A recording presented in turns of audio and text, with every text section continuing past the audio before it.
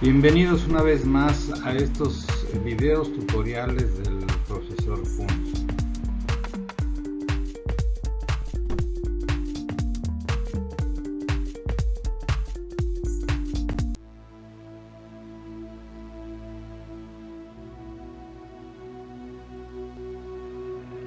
Hemos visto herramientas de software más importantes, los comandos de TCP y P. Ahora debemos determinar el modo, la técnica o el método de aplicación que estará determinado por circunstancias de nuestra actuación. Los profesionales de redes locales se encuentran habitualmente bajo circunstancias diferentes, que son dos: la necesidad de verificar una instalación realizada o la de atender un aviso de avería, una anormalidad detectada o cualquier tipo de incidencia en una red que ha sido instalada y supuestamente verificada. Esto determina los procedimientos sistemáticos que deben de emplearse en uno u otro caso. Por un lado, la verificación de una instalación comprende su certificación dentro de la normativa internacional mediante un dispositivo certificador que comprueba que los parámetros de la red se ajusten a los valores asignados de velocidad y calidad de transmisión del tipo de cable instalado. Por otro lado, debe establecerse la configuración específica de los nodos mediante dominios o grupos de trabajo, configuraciones IP, recursos compartidos, determinación de cuentas de usuario y privilegios asociados, generalmente bajo un sistema de archivo distribuido.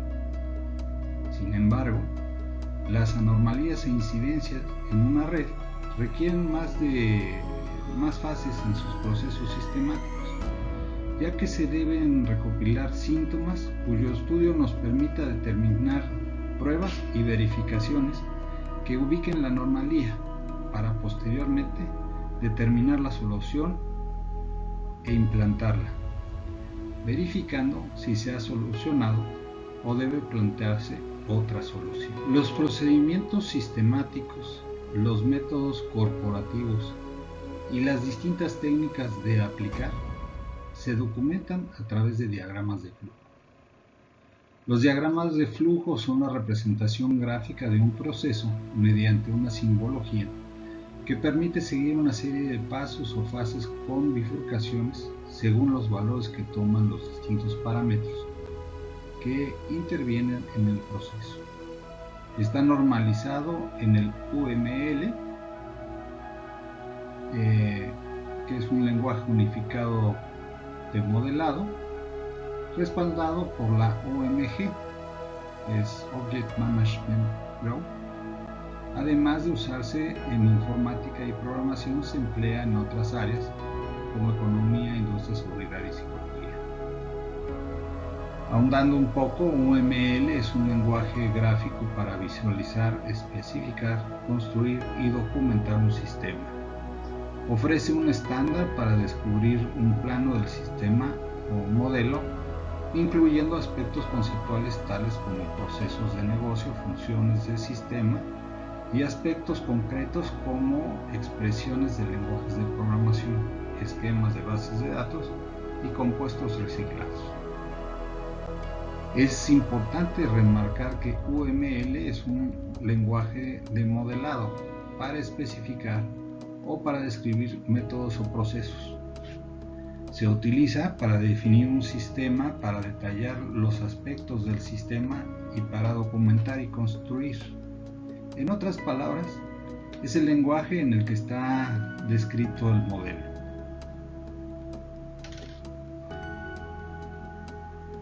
Se puede aplicar en el desarrollo de software gran variedad de formas para dar soporte a una metodología de desarrollo de software, tal como el proceso unificado racional o RUP, pero no se especifica en sí mismo qué metodología o proceso utilizar. UML no puede compararse con la programación estructurada, pues UML significa lenguaje unificado de modelado, no es programación, solo se diagrama la realidad de una utilización en un requerimiento, mientras que en programación estructurada es una forma de programar como lo es la orientación a objetos, la programación orientada a objetos. Viene siendo un complemento perfecto de UML, pero no por eso se toma UML solo para lenguajes orientados a objetos. UML cuenta con varios tipos de diagramas, los cuales muestran diferentes aspectos de entidades representadas.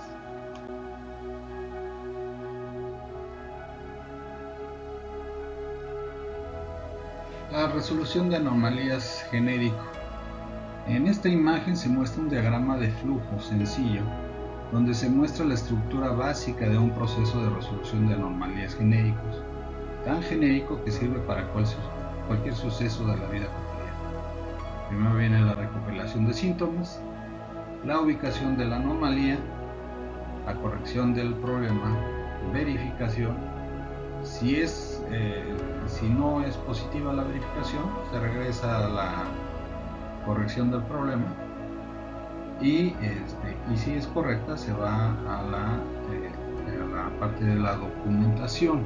Siempre hay que documentar todo, como lo hemos comentado en ocasiones anteriores.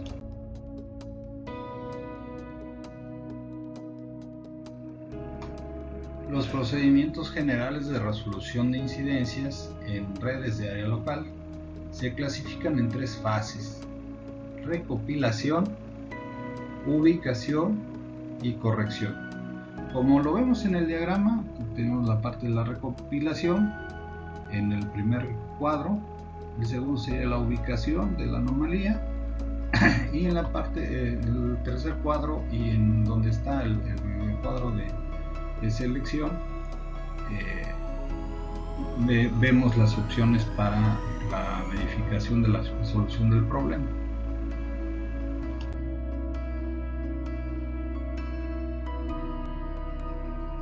Iniciamos con la recopilación de síntomas. Consiste en la comprobación y documentación de síntomas de red, sistemas operativos y usuarios por parte del administrador de red, y de la delimitación de las anomalías concretando las tareas afectadas. Esta documentación se elabora a través de las alertas de los sistemas de red, mensajes de consola, comprobaciones rutinarias automáticas o quejas que los propios usuarios hacen. Debe realizarse bajo los criterios de lógica e intentando reducir el margen de las posibilidades. A la hora de determinar la causa de una serie de síntomas, la lógica debe ser el elemento de decisión, pero determinar esa lógica puede resultar más difícil en unos casos que en otros. Para ilustrar la toma de decisiones, con frecuencia se recurre a la parábola o chiste del científico loco con su araña. El científico tiene una araña amaestrada que acude a su llamada, le extirpa una pata y la llama de nuevo. La araña acude cojeando, le arranca otra pata y repite el proceso. La araña, cada vez con más dificultad, acude a la llamada del científico. Finalmente, tras repetir el proceso, le arranca la última pata, la coloca al otro extremo de la mesa y la llama. La araña no acude. Conclusión: las arañas se vuelven sordas y se les extirpan todas las patas. Del mismo modo incorrecto se podría concluir que las arañas sin patas pierden la obediencia. El error de estas conclusiones resulta evidente desde otro planteamiento, el llamado la navaja de Oshman, principio por el cual la explicación más sencilla siempre es la más probable.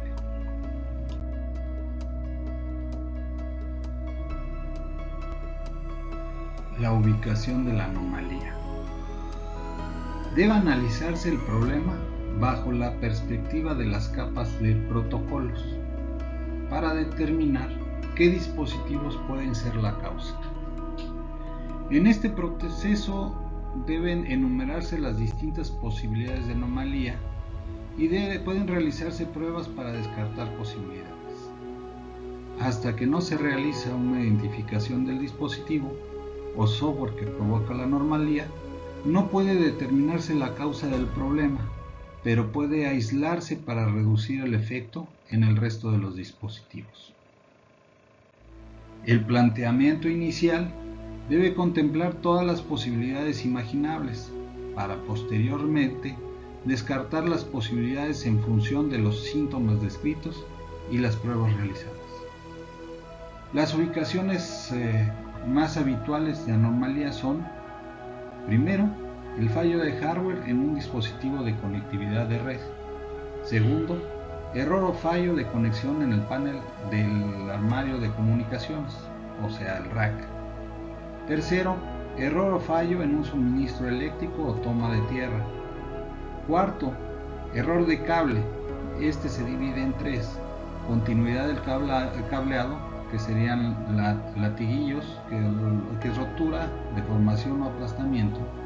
Segundo, categoría inapropiada o trazado incorrecto según cableado estructurado horizontal. Y tercero, conectores RJ45 mal crimpados, rotos, sin pestaña o con hilos sueltos. El quinto punto sería error de software para las capas 5, 6 y 7 del modelo OSI. Para la capa 5, sesión, claves de acceso, cuentas y privilegios. La capa 6, presentación de códigos de caracteres, compresores, códecs, etc. La capa 7, aplicación, configuración, aplicaciones, protocolos de usuario. El punto 6, error de configuración de red, tipo IP, máscara, gateway, DNS, etc. 7, uso incorrecto del usuario, o sea, la llamada capa 8, que muchas veces, como les he mencionado en varias ocasiones, es el problema.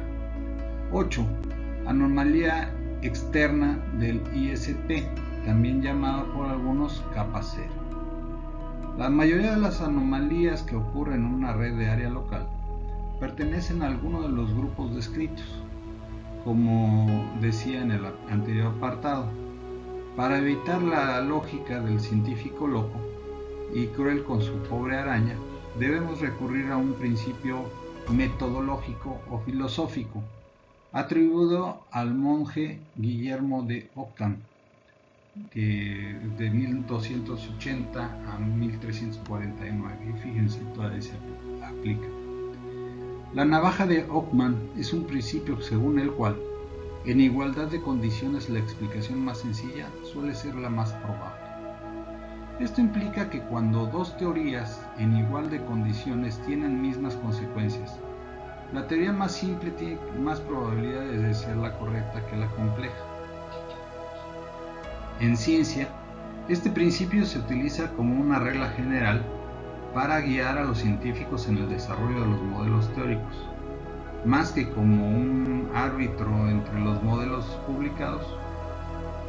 Se utiliza esto. En el método científico, la navaja de Ockham no se considera un principio irrefutable y ciertamente no es un resultado científico. La explicación más simple y suficiente es más probable, mas no necesariamente verdadera. Según el principio Ockham, en ciertas ocasiones la opción compleja puede ser la correcta. Su sentido es que en condiciones idénticas sean preferidas las teorías más simples, ya que la experiencia demuestra que ese criterio tiene mayor probabilidad de ser cierto. Otra cuestión diferente serían las evidencias que apoyan a la teoría. Así pues, de acuerdo con este principio, una teoría más simple, pero de menor evidencia, no debería de ser preferida a una teoría más compleja, pero con mayores pruebas. ¿Cómo medir la simplicidad? Bueno, es una cuestión ambigua Quizás una propuesta más cómoda sea la que sugirió el mismo Ockman. Cuando dos teorías tienen las mismas consecuencias, debe preferirse la teoría que postule la menor cantidad de entidades, la que menos elementos tenga. Otra manera de medir la simplicidad, sin embargo, podría ser el número de axiomas de la teoría. Cuantos más axiomas o postulados, más complejo y por lo tanto más improbable. La navaja de Ockman se aplica en casos prácticos y específicos, englobándose dentro de los principios fundamentales de la filosofía de la escuela normalista, que opera sobre los conceptos individualizados en casos empíricos.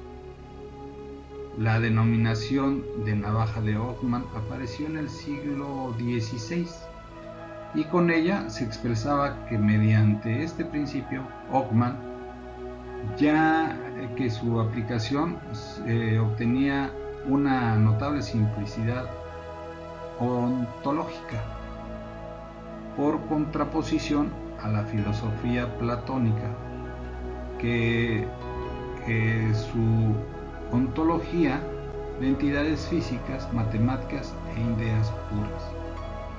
Ockman decía exactamente: entia non sum multiplicanda praxer necessari. En los entes no deben multiplicarse sin necesidad.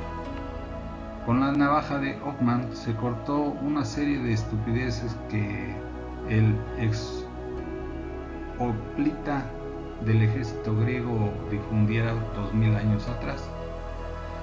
Como responsables de informarnos, nosotros debemos de ser como Ockman, no como Platón.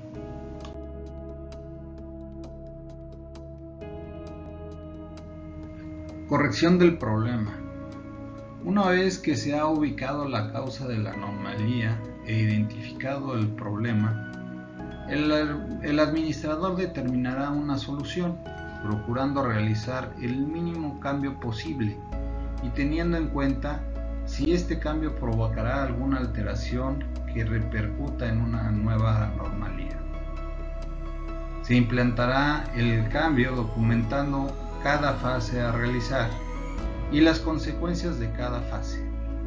En caso de no solucionar el problema, se estudiará la documentación generada para proyectar otro cambio, partiendo de la situación original que generó la anomalía, es decir, deshaciendo el cambio inicial proyectado, salvo que forme parte del nuevo cambio a realizar. Debe, en último caso, valorarse la información inicial de la anomalía y regresar a las posibilidades planteadas inicialmente para encontrar posibles errores o descuidos, siempre con la navaja de Ockman como la herramienta fundamental.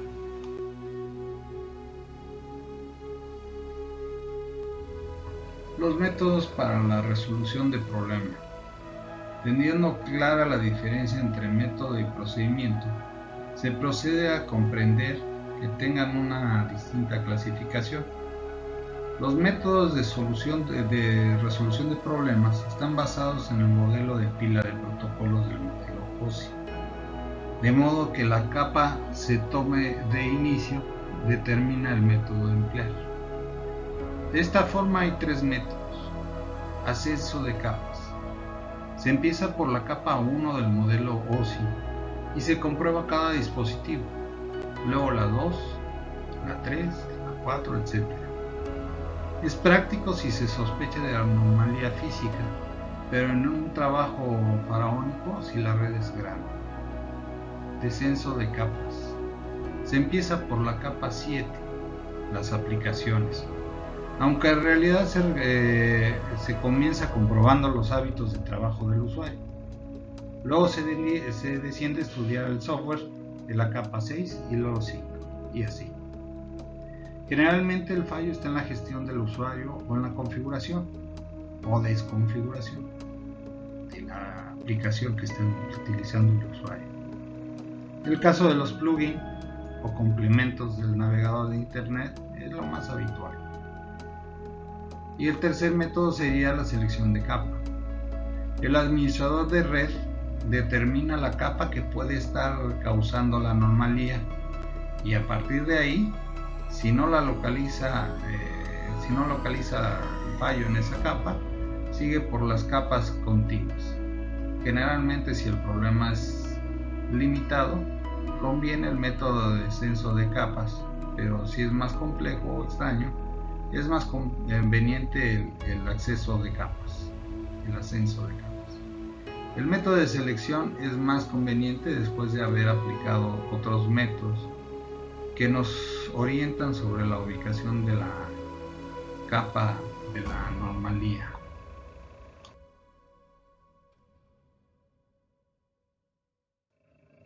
Documentación de la incidencia. Como ya hemos mencionado en sin número de ocasiones, resumimos la documentación para iniciar los procesos de resolución, pero en otros casos, dependiendo del tipo de anomalía, puede ser necesario que seamos nosotros quienes documentemos la avería para ser estudiada por otra persona o grupo de personas. En estos casos, la documentación que debemos aportar será la siguiente. Primero, análisis de síntomas recopilados, informes del usuario o administrador o del sistema operativo a través de sus herramientas. Segundo, ubicación de la zona afectada. Si la causa del problema está dentro o fuera de la red, en caso de las anomalías del distribuidor ICP, podemos contactar con él para la reclamación pertinente. Si la causa está fuera de nuestra red, procedemos al paso siguiente. Tercero, reducción del alcance. La causa más probable o frecuente está en las tres primeras capas del modelo OSI. Las anomalías aleatorias que aparecen o desaparecen sin causa aparente suelen ser físicas, y mientras que las que persiguen suelen ser de red o de capa de enlace de datos. Cuarta, síntomas de dispositivos sospechosos. Mediante informes de hardware del dispositivo, controlador del software, versión o actualización que pudieran necesitar la implementación de algún protocolo, los dispositivos afectarán varios puestos, mientras que los problemas de NIC o driver afectarán un solo puesto. Y quinto, documentación de síntomas de referencia, que suelen estar en los propios manuales y que puede consultarse a través de internet. En muchas ocasiones aparece un mensaje o ventana con un texto orientado del error que puede consultarse en internet para tener una orientación sobre la causa. Muchas actualizaciones de software resolverán los problemas de compatibilidad detectados posteriormente a la distribución de hardware y software. Incluso muchos de estos mensajes vienen con un número de error que en la consulta podría decirnos hasta cómo podemos resolverlo.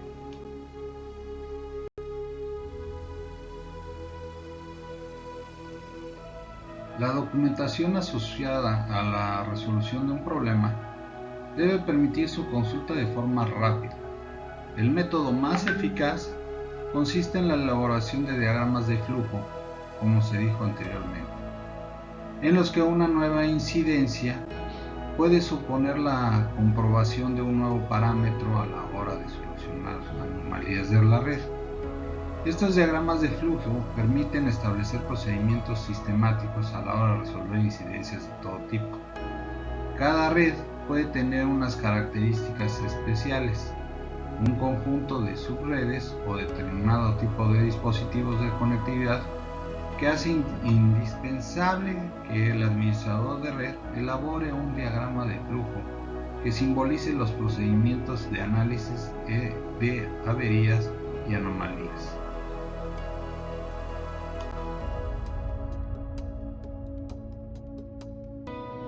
Por último, esta es la bibliografía o la cibergrafía donde saqué la información para el presente trabajo.